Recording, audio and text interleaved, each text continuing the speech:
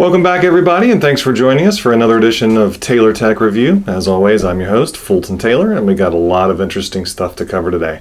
Intel had their big architecture day. We've got a few more Ampere leaks. We've got some speed tests from Starlink, AMD's budget A520 chipset motherboards hitting the market, and then there's a battle royale going down between Epic, Apple, and Google.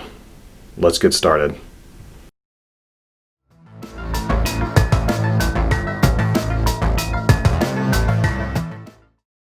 So let's get this party started with Intel's Architecture Day event, where we finally got a deep dive on their upcoming CPUs, GPUs, and their packaging tech. Now, the majority of the event was covering their new Tiger Lake laptop CPU, which is coming out just next month. Tiger Lake is using the new Willow Cove cores, and it will be made on their 10 nanometer plus process, or as it's now called, 10 nanometer SuperFin. I'm pretty sure marketing got involved with that after all of the 14 plus memes. But SuperFin isn't just hot air. Intel appears to have made some real process improvements this time, and it's let them significantly boost clock speeds compared to Ice Lake, with clocks getting close to the 14 nanometer levels. Tiger Lake also includes the first iteration of Intel's Xe graphics with 96 execution units. And the leaked benchmarks are backing up Intel's confidence here, because it seems like a safe bet that Tiger Lake will be some serious competition for AMD's Ryzen 4000. Now, Intel talked a lot about transistor and capacitor improvements, but the one thing they didn't talk about was their yields on 10 nanometer SuperFin. Now, I really do think that supply is going to be better with Tiger Lake than it was with Ice Lake, but how much better, we'll have to see, since unfortunately Intel wasn't talking about yields. Now, digging a bit deeper on Xe, Intel was showing how they can scale Xe by combining 1, 2, and 4 GPUs, or tiles as they're calling them, on a single package. They'll be using this packaging technique for both their HPC and high-end desktop graphics cards slated for the second half of 2021. But here's where the hypocrisy comes in. Intel marketing wants to call them tiles instead of chiplets, probably because chiplets was already taken and they can't be copycats. But this is the exact same thing that AMD has been doing since literally 2017 with their Epic and later Zen 2 chips. And if the rumors on RDNA 3 are correct, they'll be using chiplets in their GPUs in 2021. I still remember Intel releasing a slide back in 2017 making fun of Intel for gluing chips together.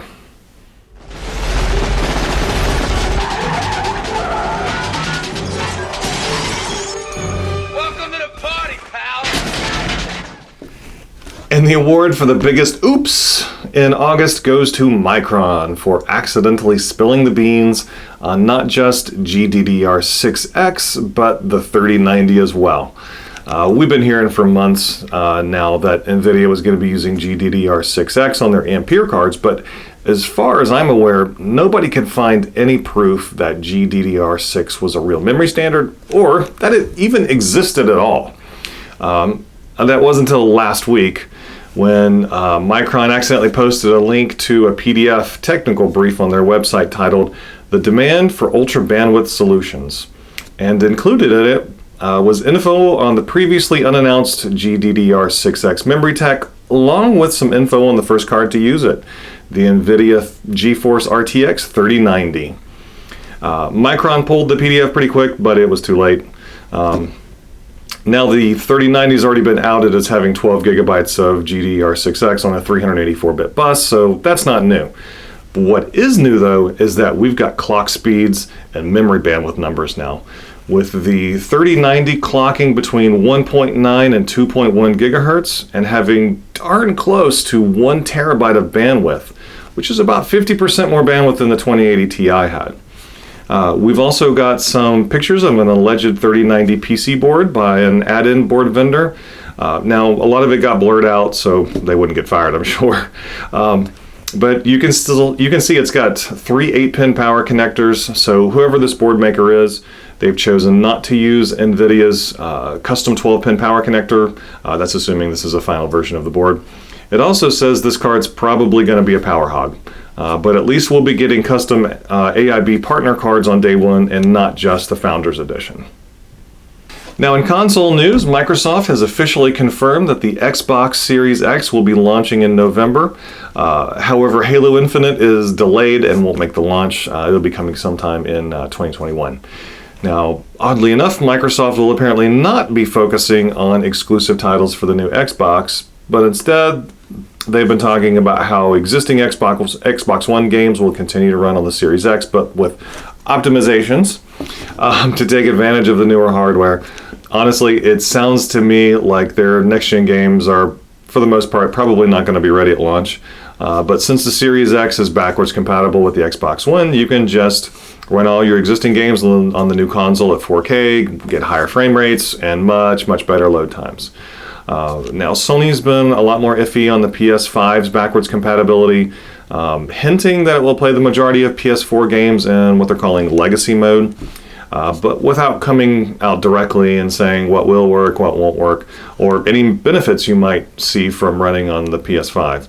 Now, on the other hand, I also expect Sony to have a lot more exclusive games ready for the PS5 than Microsoft's going to have ready for the Series X. Now, if we could just get them to stop playing chicken on the prices of the bloody things. Now, this story's going to put some egg on my face. You guys remember how last episode I mentioned how someone at EA finally earned their bonuses for bringing games back to Steam? Yeah, I take it all back. These ass clowns suddenly decided they wanted some massive freaking raises right in the middle of human malware. Here's a quote from an Ars Technica article. The rejected payment plan included a proposed $21.37 million in total compensation for CEO Andrew Wilson in the 2020 fiscal year, up from $18.3 million in 2019. Other executives were set to see much larger bumps, including CFO Blake Jorgensen, $9.41 million in 2019 to $19.5 million in 2020, and Chief Studios Officer Laura Miley from $6.95 million to $16.1 million, and CTO Ken Moss from $6.95 million to $14.2 million. This blatant C-level greed just pisses me off. Apparently EA execs think that making 100 times their average employee salary just isn't enough. It's got to be 200 times the average employee salary. All right, got a question for you guys. What do you get if you mix executive level greed with a monopoly? The answer is you get Charter. Charter Cable told the FCC that people actually want data caps. Yeah. Everyone's locked at home. We've all forgotten what the heck a vacation is. Parents are working remote, their kids are going to school by video, and the only movies you can see are streamed. Hey Charter, people want data caps like they want a frickin' STD. Man, I miss net neutrality. So Tesla recently announced a 5-for-1 stock split, and I thought, hey, sweet, I can finally pick up a few shares of Tesla. Less than a week later, it's already up $500, and it hasn't even split yet. Maybe it's got something to do with their upcoming battery day in September, or maybe it's the report on some new battery chemistry they've been experimenting with. This is a lithium fluorine battery, and it's still early days, but it can already hold 60% more energy per unit volume than their current lithium ion batteries. They've been improving the 80% recharge capacity from its initial just 20 charges to 90, and then they're now up to 200 on it. But it's still got a long way to go before it becomes even somewhat practical at hitting 1,000 charges. Now, I don't think this is what they're going to be showing off the Battery Investor Day, but it just gives you a little glimpse at all the avenues that they're exploring in battery tech. We've also started seeing motherboards based on AMD's entry-level A520 chipset popping up on Newegg and Amazon this week. Most of them seem to be about the $70 price point, so if you're in the market for a budget Ryzen build, you can give these new boards a look. But I do want to throw out a bit of a warning. A520 boards do not support PCI Express 4.0. They don't support CPUs on the Zen or Zen Plus generations.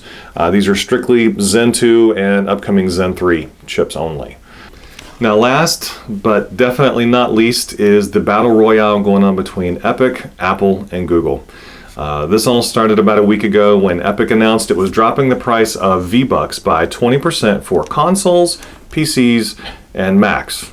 But if you wanted the discount on iOS and Android, you had to use Epic's own direct payment system. Now, this was in violation of Apple and Google's terms of service, and both companies promptly pulled Fortnite from their app stores. Within minutes of this happening, Epic posted a new 1980 Fortnite video that was a parody of Apple's famous 1984 ad, which it said would be premiering in-game at 4 p.m. Eastern in Party Royale. Now, 30 minutes after that, Epic announced it was suing Apple and tweeted a link to their lawsuit. 4 days later, Apple upped the ante and has now threatened to cancel Epic's membership in Apple's developer program by August 28th, which would stop, quote, engineering efforts to improve hardware and software performance of Unreal Engine on Mac and iOS hardware. This would essentially kill anything using the Unreal Engine on Mac OS and iOS. Epic filed an injunction to stop Apple from canceling their membership, to which Apple responded, "The problem Epic has created for itself is one that can easily be remedied if they submit an update of their app that reverts it to comply with the guidelines they agreed to and which apply to all developers," Apple said. "We very much want to keep the company as part of the Apple developer program and their apps on the store. We won't make an exception for Epic because we don't think it's right to put their business interests ahead of the guidelines that protect our customers." Which, to me, seems like Apple just kind of proved Epic's point for them. This all comes less than a month after the House Judiciary hearings where Tim Cook was asked, "Has Apple ever retaliated against or disadvantaged a developer who went public with their frustrations with the App Store?" To which he replied, "Sir, we do not retaliate or bully people. It's strongly against our company culture." If Apple wasn't retaliating, then they'd just keep Fortnite pulled from the App Store. But instead, they're going after Epic's game engine business, and if that's not retaliation, then I don't know what is. Now, there's a lot of people out there that won't care one way or the other. They just see a multi-billion-dollar company fighting a multi-trillion-dollar company and think, who gives a crap? Or, they see Epic trying to recruit a bunch of kids against Apple. My personal opinion is that the 30% Apple and Google tax is too high. They aren't doing anything to justify taking that sized cut other than because they can. They're not going to change their cut voluntarily, and with the tech antitrust heating up in the US and the EU's antitrust investigation into the App Store, it remains to be seen if legislators will feel the same way that I do, but this is a battle that's going to take years to play out in court. And that's going to wrap things up for today's episode. Thank you guys so much for watching, and if you like this video, I'd appreciate it if you'd hit that like and subscribe button. Doesn't cost you anything. You can always change your mind. And until next time, take care, guys.